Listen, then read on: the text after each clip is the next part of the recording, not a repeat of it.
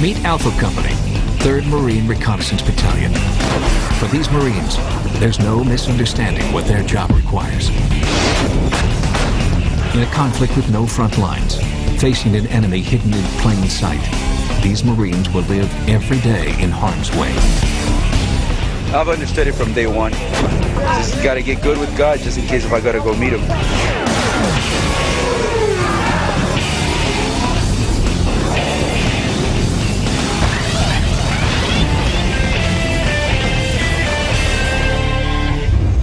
Control measures, okay? Pay attention to what's happening outside. On a Marine base in Southern California, Alpha Company is preparing for war.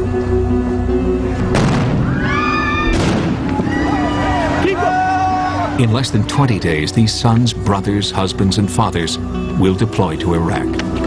From here, to go to mosque. Right. Yeah, we understand. We have people that are literally out of Iraq, Arabic speakers, people who know the culture, who know the little nuances of how people will behave over there.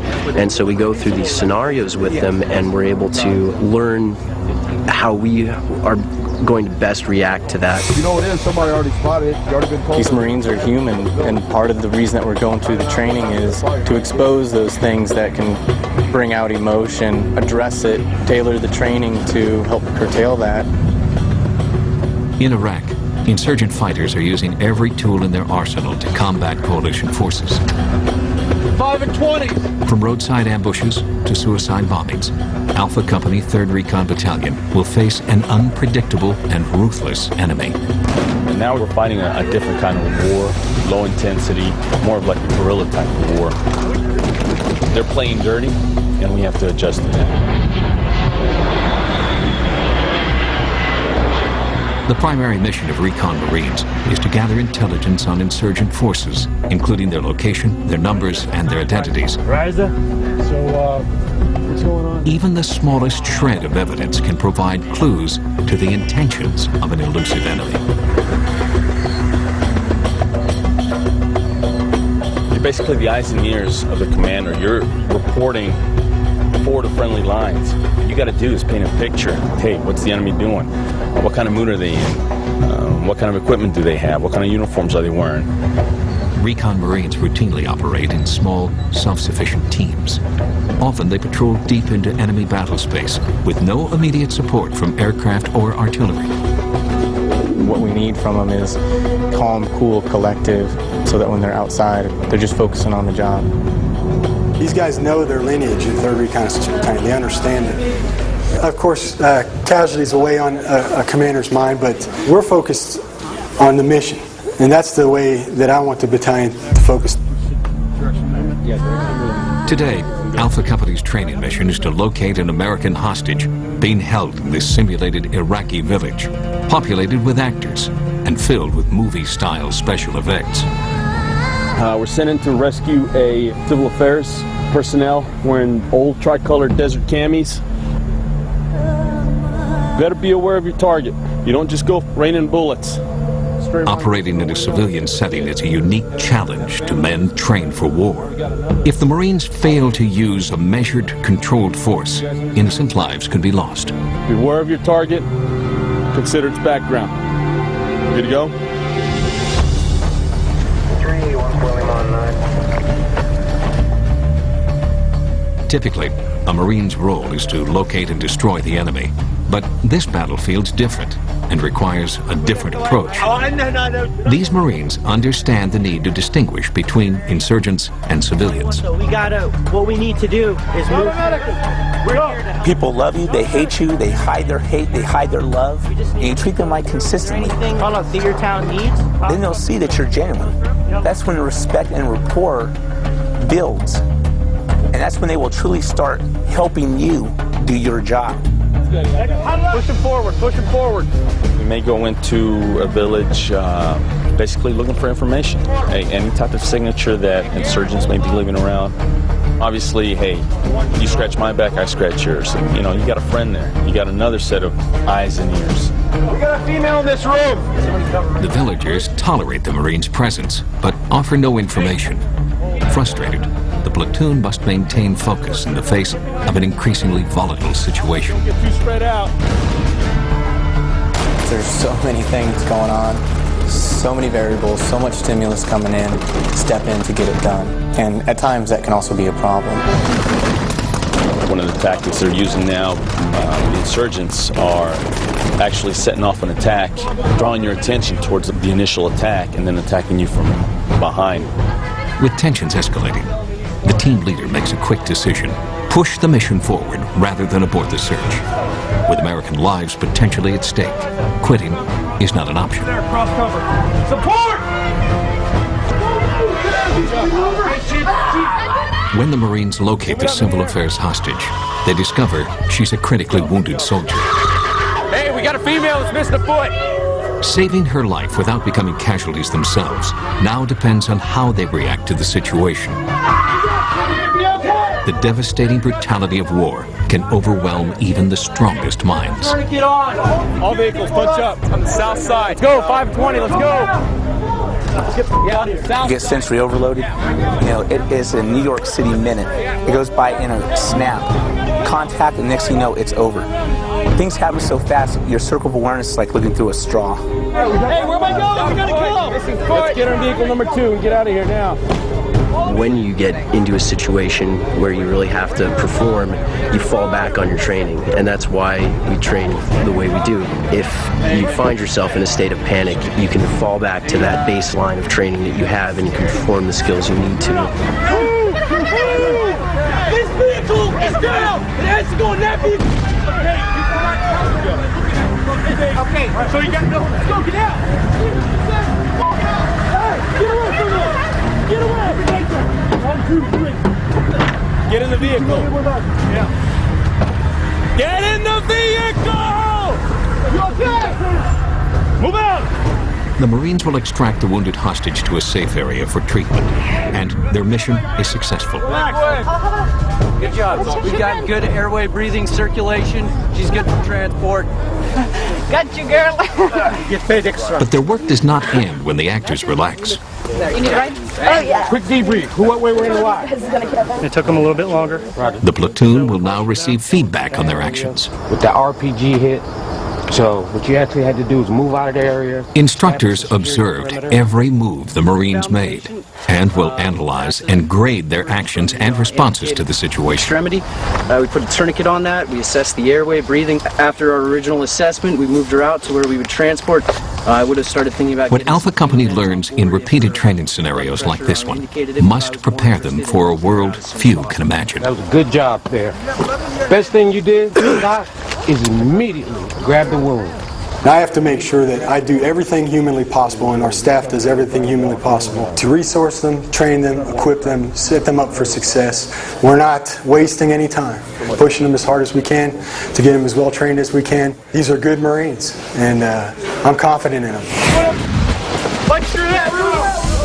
The Reconnaissance Marine must endure some of the most strenuous physical and mental training in the military.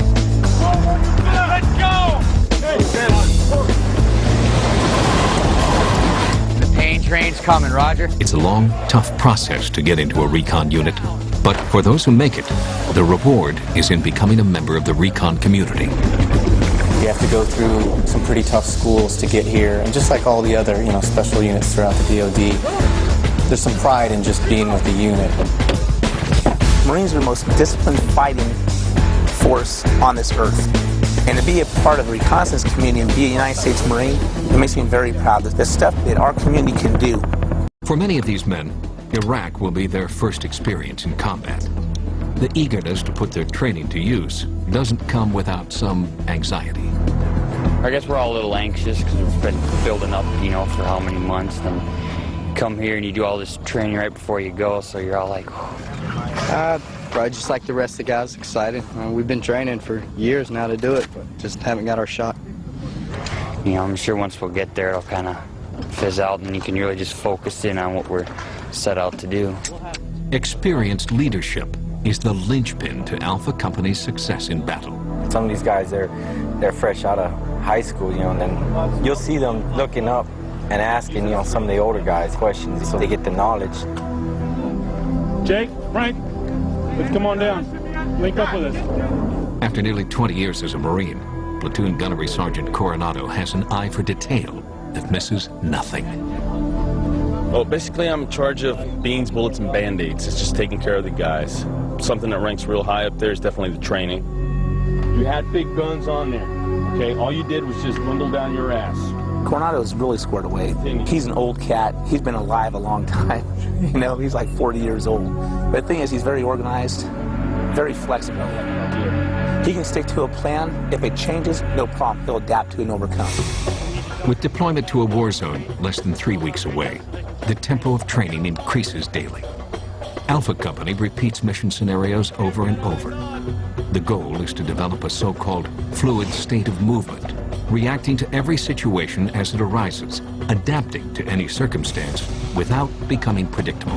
Let's go, rear element, push it up. There's always chaos on the battlefield. As far as training goes, there's always chaos as well. And the best way to get better at it is just practice. Go, man. Dry runs, doing it over and over and over again. Nobody likes doing it. It's a means to an end. It's a means to staying alive. As much as they hate doing it, they realize it. And you know, that's why I love Recon Marines, because they bitch and moan about everything, but they still do it. Alpha Company's next training scenario is designed to prepare the men for the deadliest weapon used by the enemy. They must learn to react on instinct before the countdown to deployment is over. Let's go, 520, let's go!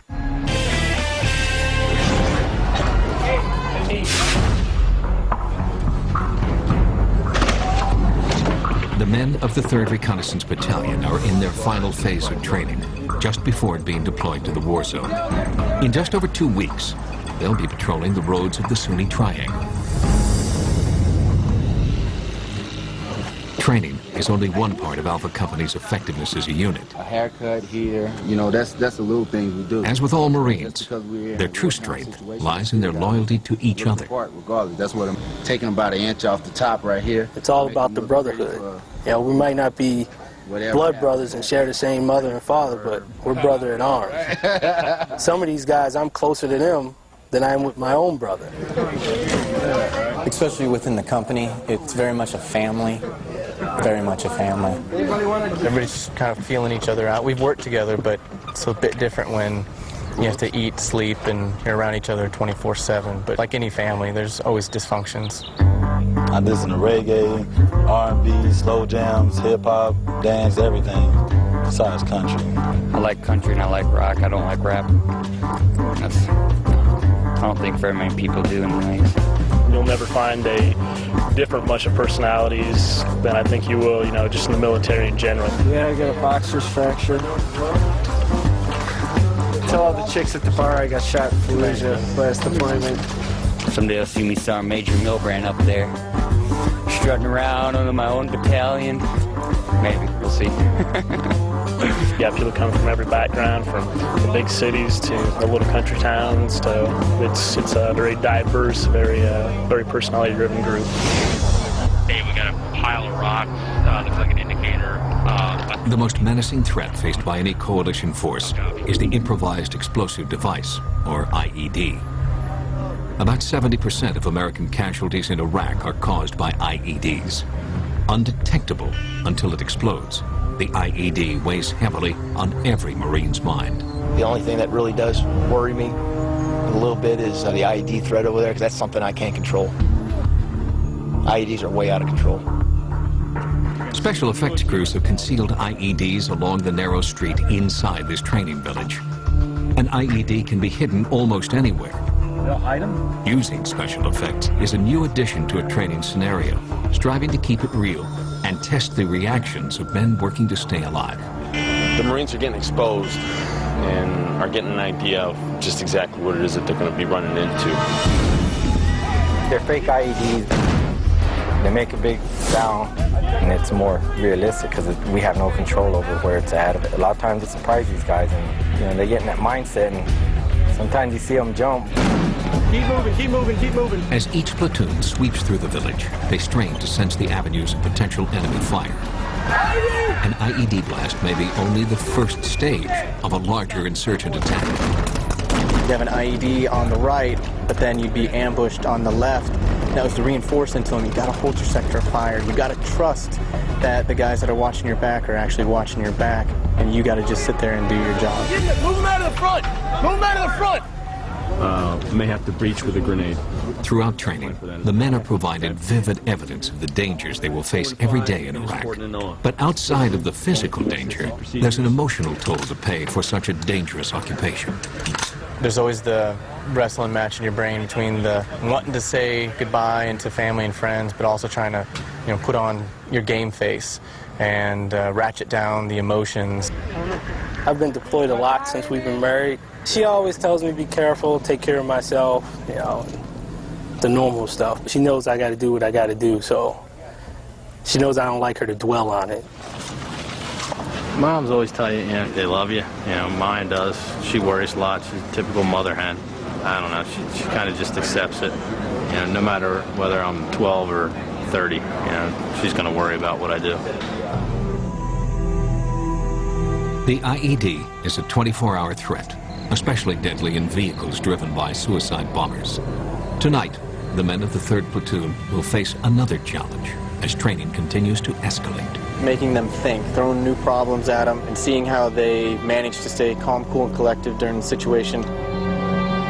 When a civilian car approaches the checkpoint, it appears to fit the profile of a vehicle-borne IED. The Marines have seconds to react. Light him up!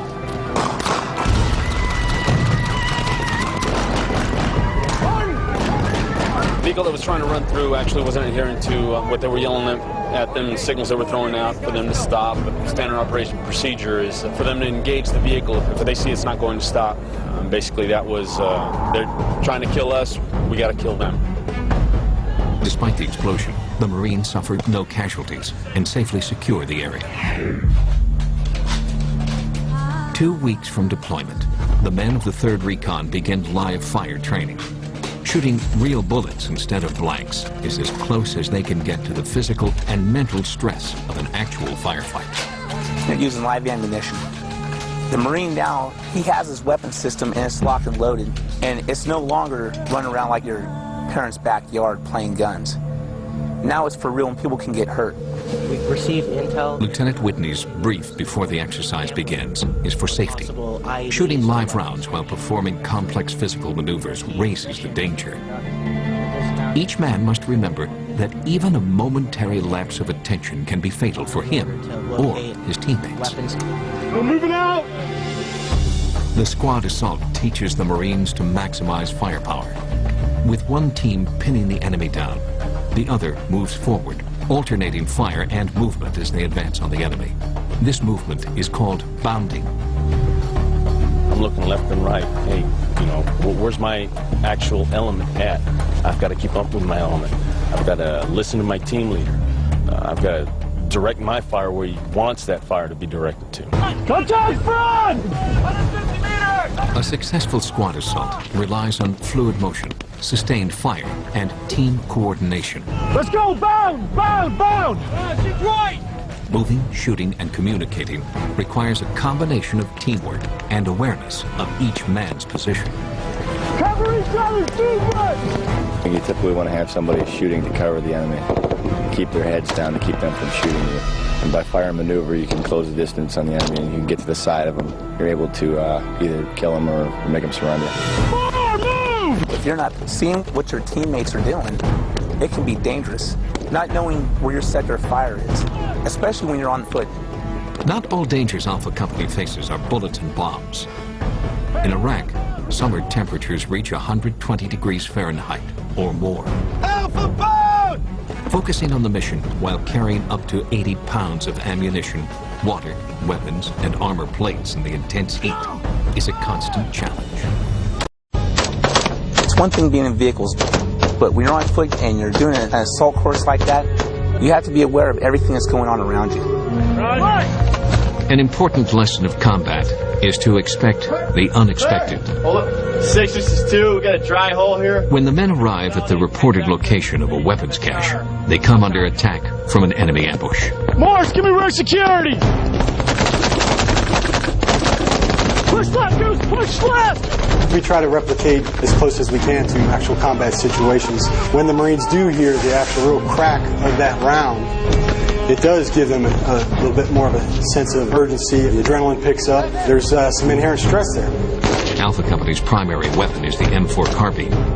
With a muzzle velocity of 2,900 feet per second, a burst from an M4 can tear through a target 5 feet away. To prevent death or injury from friendly fire, all platoon leaders keep a close eye on their team's movement. It's a live fire situation. Obviously, you don't want anybody hurt. Another thing, too, is to paint a mental picture for the troops so that they know, hey, this is where I have to go. I have to pick my next cover and concealed spot so that I can direct my fire onto the enemy and suppress it. I also have to keep from getting shot. Coronado's platoon takes quick action to deflect the simulated insurgent attack. Shooters, turn and go! The platoon reacts in a single seamless action, exactly what he wants to see. As the enemy is forced to take cover, 3rd Platoon completes a safe withdrawal. Everybody's laying down fire trying to suppress the enemy. If everybody's doing their job well enough, that's what's going to happen. You want to conserve ammunition, you can only do so much.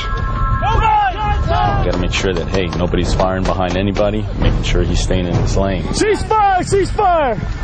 If it was an actual enemy attack as well, I've got to be thinking, hey, do I have 360 security all the way around? Make sure I got guns every which way. We've got to make sure that we cover our backs and hopefully come out on top and accomplish the mission. Mounted patrols are among the most dangerous missions for Recon Marines. Convoys cover more territory than patrolling by foot, but the vehicles are easy targets for IEDs. Every man in the convoy is aware of his vulnerability, but trust in their tactics and each other is the biggest advantage they have. When you're going into a combat zone, you want someone with common sense who can manage you and lead you. I'd rather be a deer led by a lion than a lion led by a deer. I don't want someone who's going to crumble under the pressure. I don't want someone who's going to say, well, whatever you think, just go with it. I want someone who's involved. As the final days dwindle down to a precious few, nothing can prepare the men of 3rd Recon for what happens next. The men of the 3rd Marine Reconnaissance Battalion are in the final days of training before being deployed to Iraq. Every day, the tempo increases and the tension is growing. In less than 10 days, it's for real. Today, a mounted patrol must traverse through enemy territory to reach its objective, an Iraqi village. The constant threat of insurgent attacks provides a stark reminder of the vulnerability of travel by road. For Platoon Sergeant Rosignol, realism in training is everything. As the man responsible for his men's safety, he feels personal responsibility to bring every man home. My ultimate goal is just to train everybody to the best of my ability, give them the right tools to put in their toolbox so I can get all of them home. And nobody wants to be the one to write that letter or go make that home visit. Rosalind, what he brings to the table with him and his platoon commander and their relationship is that they're give and take. They come with their plan, and they can flex. He doesn't like to have any friction when it comes to, what do we have to do? Let's get it done. And that's his type of personality. Do you have the RSOs? Bringing the men home in one piece is a constant concern. Every decision made by 1st Platoon Commander, Lieutenant Whitney, can mean the difference between life and death. You'll find out that you learn more in rehearsals and actually doing it, putting the Marines in the dirt, running through the scenarios, than you ever do, reading a book or sitting in a room and talking about your game plan. Hey, Bobby! To mentor that officer.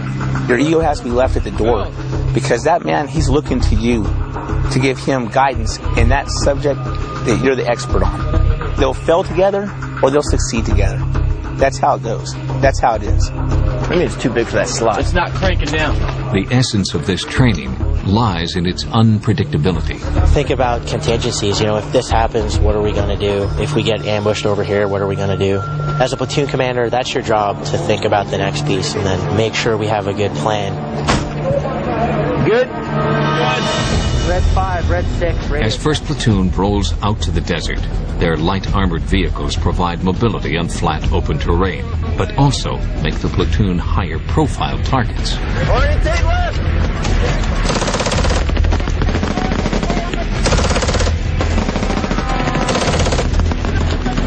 Red 5, we're taking fire for the right trench line! As you're with these guys, you get to know their every move. If you just shove them all together and put them in place, then you really can't anticipate what that guy's going to do, and that's where mistakes are going to happen.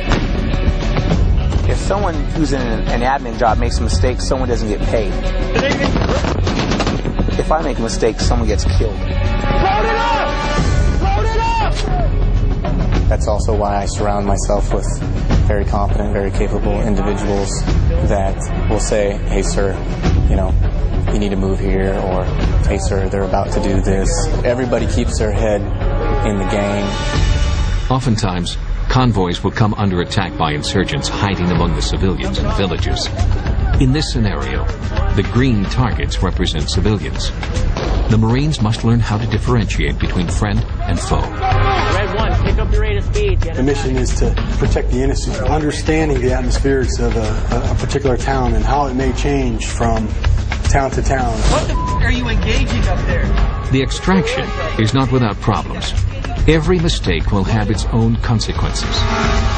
We already try to think like the enemy. We also need to think like those friendlies, the innocents out there. Put yourself in their shoes and try to understand what's going through their mind. Hey, bravo, bravo! It's an axiom that no plan survives the first shot of a battle. Whitney encounters a double predicament when one of his heavy guns jams. Then, he loses radio contact with his other patrol elements. If you really want to try and push them to their potential, you have to push them to failure. Because only after failure do they truly understand that's where their bar is at right now. And if they want to elevate it, it points out your weaknesses, and it also points out your strengths. JD! Down. Clear communications are a key to successful unit action. Without them, the best trained men can deteriorate into confusion. When Whitney's radios go down, he is forced to improvise. Bobby! It's not exactly what we typically do by doctrine, but it's something, again, you have to adjust to. You can't be paralyzed by the fear of what ifs. You have to really just move through it. You guys pull around us!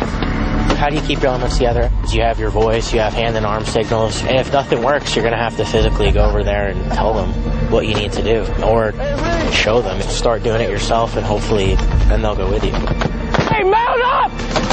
There's no patent solution to any situation. You look at the issue and you determine where the problem lies. I always am for positive reinforcement and positive leadership and getting the Marines to figure out their own solutions to problems, because otherwise they're not going to learn. Red 5, Red 6. We got a barrier to our front. We can't breach it. An abandoned vehicle is rigged with an IED. Its detonation showers the troop carrier with shrapnel and sends the platoon scrambling for cover. First platoon recovers from the initial attack, but they must process several different events. Red 6, Red 5, that smoke is one of our trucks on fire. Chaos starts. Everybody keeps their cool, keeps their train of thought going, and just training takes over. They've done it enough. You get about 5 or 6 things thrown at you at the same time. You can't single-handedly do it yourself. You've got to delegate responsibility down to your subordinates, and that point really gets driven home at the convoy portion. A lot of these scenarios are going to throw at you are designed to push you to the edge. They're going to put a monkey wrench in the plans, so you have to adapt to that. You have to work under stress. We've totally disintegrated at this point. What's the plan? Well, the plan is, sir, we're going to... With helicopter evacuation for his wounded on the way, Lieutenant Whitney and his men stabilize the casualties and set security. Watch it, watch it, watch it! There's a big smoke grenade all over, and you're trying to, haul a 200-pound man through it up a sand hill, and you're not breathing too well. I mean, it's obviously not optimal for exercise. Hang in there, Doc. You'll be all right, man. Anytime in a scenario that we take casualties, and we usually always work that in, we've trained our guys extensively in combat trauma. All of them are very capable first responders. Hey, Mills, what's his status? He's alert. These guys have been through a tactical combat casualty care package that we put on for them so that they can treat patients while I'm running around making sure that treatment's getting done. Send it. 1, 2, 3. Leading the medical effort is Stephen Way, one of the Navy corpsmen assigned to Alpha Company 1st Platoon. The Marine Corps doesn't have any medical personnel, so they pull from the Navy. What we do is we go through the same type of training they do. I feel more comfortable with a weapon because I can suppress the enemy, get rid of him, and that way he's not going to cause me no harm, and I can actually go back and then treat the patient. Okay, hey. For Lieutenant Whitney, this has been a learning experience. There are no timeouts in war. 20 meters up ahead, security 12. Yeah, I guess I was running around quite a bit. Run up to truck number 1. Well, you don't want to get too tied down into the task at hand because then you lose sight of the bigger picture. So you just have to balance, keep track of what's going on, the big picture. Okay. Hey, 4 total. 3 urgent surgical, 1 urgent. As the scenario plays out, the prospect of real casualties is hard to overlook. Hey, right here! Let's go! You have to think about that, and you also have to think about people that you're close to, possibly being hurt or killed. I hope that I never have to see any of my guys go down, but I'm pretty confident that I'll be able to do what I need to do to help them the best I can if that happens. He's starting to crash! My main goal is to bring everybody back safe. That's my biggest worry. I don't want to be out there and have one of the guys go down. That'd be hard to take, I think. The key to Alpha Company's mission success is the ability to transfer their experience into takeaway knowledge, learning from their mistakes. Better back piece, okay? After each training operation, every move is carefully analyzed. Close to that vehicle. That's why the vehicle. You realize you really need to focus on those weak parts. Yeah, the convoy course really drew out a lot of weaknesses and some gaps that we had. Tom kind of hurt us out there today, didn't it? Yeah, it hurts real bad. Okay? As far as those debriefs go, the initial debriefs were rough. Having a hard time. But you want to kind of punch them in the nose a little bit to get their minds rolling so they do spend the extra time, try to improve themselves. If you've got 2 guys on one side of the vehicle, one guy's... It's tough. I mean, these guys don't have a lot of experience with those weapons. None of them are, machine gunners by trade, so that's something that we're going to have to spend time on. And we haven't had a whole lot of time to do it. And where's the gunner? That's why the training is very difficult for them, because they are not used to failure. But it motivates them to put in that extra time, long nights, or even all the way through the night. Amnesty International wants to come see you. You were shooting some of the friendlies. The fear of failure is in there. It's in everybody. No person worth his salt can go through the day without thinking about the fear of failing. The new insurgent battlefield is the urban environment, where the enemy can blend in among civilians. And one of the truest tests is how you stand up in combat, but nobody really knows until you got somebody that's actually trying to take your life. To prepare for the urban battlefield, Alpha will enter a small village setting, a mock city designed to expose platoons to possible threats. Ultimately, mission success will be determined by who lives and who dies. Bravo Battery, this is FO4. Modern urban combat isn't simply reducing entire villages and cities to dust. Often, with innocent civilians at risk, indiscriminate destruction can create a deeper resistance from the very people that Alpha Company and other coalition forces are trying to protect. You're there to stabilize their country so that they can take over and they can live free. But it takes a while to get there. Warrior 2-1. I could care less we get one firefight, as long as the people get a better life. And we put suppression back here. Between what we're learning here and the information that we're getting from inside Iraq, there are no fix-alls. There is no one answer to the problems. It's a grab bag, and the more tools we have in the grab bag, the more versatility we're going to have. It just goes straight down. Eat it. They're down. Martial arts training provides recon platoons another option for detaining suspect insurgents from the civilian population. You want to be compliant? Americans are very careful. Very careful of women, very careful of children, very careful of old people. So what we're giving them is tools to solve problems that are commensurate with the environment they're in and the job that they're doing at that point in time. As they practice the lessons of physical restraint, each Marine learns how to exert the least amount of pain while leveraging the optimum measure of control on the adversary. When things are loud, people are screaming and yelling. It gives them tools to survive and accomplish the mission in the most efficient way. I'm putting you on the spot. I just want you to experience a big, tough man. I have a couple small guys in my platoon, guys that are a little bit timid. So I had them take down the largest guys that we have in the platoon. It's to instill confidence in them. Hey, ooh, the chin. It's ball busting, but it's on a professional level. The rules of restraint will be tested as Alpha Company enters another simulated Iraqi village where the enemy can hide himself among innocent civilians. Here, everyone must be considered a potential threat. Marines must prepare themselves to fire only when directly threatened. You move in, you run into JD. Today's mission involves one platoon searching for a captured American contractor, while another platoon simultaneously raids an alleged insurgent safe house. Each man has a specific job. I finished the room, EPW team up, you coming in? They can develop really good plans, very in-depth, and they can get it down to the belt buckle level to where the Marines understand what their roles are and what they have to do, and that's what makes them successful. And everyone's going over in their mind their role within the mission, what their specific jobs or tasks can be, and just troubleshoot it, what can go wrong. Hey, dudes! Somebody gets taken down, you need to know the other guy's job, so it's just making sure everybody knows everybody's position and how it works. Platoon leader Lieutenant Whitney heads the rescue unit, made up of 2 teams, commanded by Staff Sergeant Bobby and Staff Sergeant Rosignol. Other side of the shoot house. Got it? Momentum is everything. If you're going and the momentum stops, then we no longer have the advantage. We're a small platoon, we're a small unit. All right, y'all can go back. The biggest thing we have going for us is speed and violence of action. As the platoon nears the rescue area, it comes under attack by a rocket-propelled grenade, or RPG. The Marines react instinctively with their fluid movement response and maintain the offensive. Then we started getting attacked with RPGs, and then right away the team's got to find, hey, we need to get inside that building. We are going to the courtyard. Okay, got it? Somebody's shooting at you or putting a kink in your plan to move from point A to point B.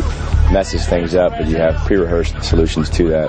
And usually those aren't, one size fits all. Just move from safe place to safe place, and then once you're there, pause, even if it's only for a few seconds, figure out where do I need to go next. Whitney's platoon maneuvers from house to house to maximize the use of cover and concealment. That's what it's all about. You're really in the and that's what's going to happen, that you're shooting at people, and you have to kind of deal with that, mentally. Whitney becomes separated from the other units. Realizing his mistake, he keeps his men moving, eliminating the sniper across the street and pushing his team forward to rejoin the rest of the platoon. I was trying to move Bobby's team too quickly. I wanted him to move quickly so I could link up with the rest of the platoon. And I should have put myself in the middle of his team, and I'm just telling him, hey, this is where I need to go, and let him drive. Hey, Bobby, what's going on? The team becomes pinned down by sniper fire, but they must identify the source of the shooting before they can shoot back. Guys are reacting, and sometimes they just got to make those moment decisions and act out on them to keep themselves and their fellow Marines safe. So it's confusing. Whitney spots the sniper's position and passes it to Bobby's team. We have guys that are a lot more comfortable with themselves as an individual, but once we get those teams built, they're amazing in what they can accomplish. I'd be the last guy in here to say that I always have the right solution, but sometimes a poor plan executed well is better than a great plan executed poorly. There's no real right or wrong decision. It's how you do something rather than freeze and do nothing, and that's what kind of separates them from the other guys. While searching for the American contractor, the team encounters injured civilians and angry crowds gathering outside the building. The Marines must be careful not to lose control of the situation. It's kind of that, analogy, have somebody spit in your face, but still look at them with a smile. Finger close to your trigger, but always on the outside, you're calm, cool, and collected. You're not feeling anything. On the inside, yeah, you're wrestling with the emotions of you want to respond, you want to do something back. I need you to pick us up at rally point 3. How copy? The platoon was kind of spread into 2 parts, and Roz had 2 teams in the house, and then I was outside across the street with Bobby and his team, and then he had further intel for where the contractor was that we were supposed to recover. The second team has located the American contractor. Everybody got it? But the mission is not over. The other platoon's preparing to hit the insurgent safe house. He's a wanted terrorist. We got to get to the back room to get him. Down back! Time is now critical. The element of surprise is gone. Nobody can predict what will happen next. We're going to take him Any chance to disrupt the insurgent network must be measured against the possible loss of Marine lives. The Marines are behind schedule. Overwhelming force will be their tactic to create offensive momentum. They engage anybody with the weapon, the barrel comes up on anybody, they're dead. Okay? In the end, what it boils down to is risk versus gain. Try to minimize the risk that's involved, but it's all for what do you get at the end. If you're going to take Marines into a fight and there's a chance that you're going to lose Marines, well, is that fight worth the loss of life? And as leaders, you have to make those decisions all the time. The goal is to capture an insurgent leader. But the platoon must move with some caution. Their first priority is to subdue all suspected insurgents within the target perimeter. 2 unknowns. Let's go. Get in there.